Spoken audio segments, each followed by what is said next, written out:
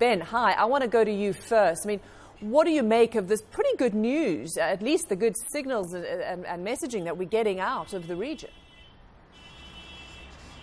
Well, it does seem that on the seventh day there is movement. We just heard Osama Rabia, the chairman of the Suez Canal Authority, saying that the ship has been shifted. He says 80%. It appears that the stern has been moved away from the western bank of the Suez Canal. Clearly the waterway is not free yet, but this is significant progress. It happened in the very early hours of the morning before sunrise, and he did say that they are hoping to actually float and completely free the ship. At around 11:30 is when high tide occurs. That's about 3.5 hours from now. And they're hoping that when that happens, they'll be able to move the Ever Given up to the Great Bitter Lake, which is about 30 kilometers to the north of there.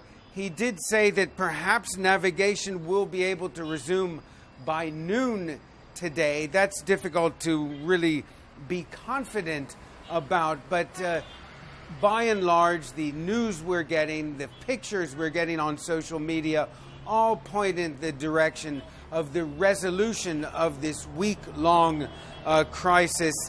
Clearly, there is work to be done. Probably there needs to be dredging in the canal in the area where the Ever Given was stuck.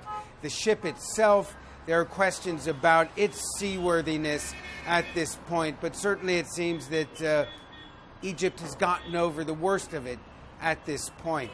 Robin? And as we look at these images, certainly good news, not just for folks there in Egypt and trying to get through the Suez Canal, but also for global maritime traffic. Give us a sense of the sheer scale of this salvage operation. I think 10 tugboats, a number of other various attempts have been made to just try and shift this. Yeah, this has been, since the beginning of this crisis, early Tuesday morning, an around-the-clock effort by the Egyptian authorities to resolve this problem.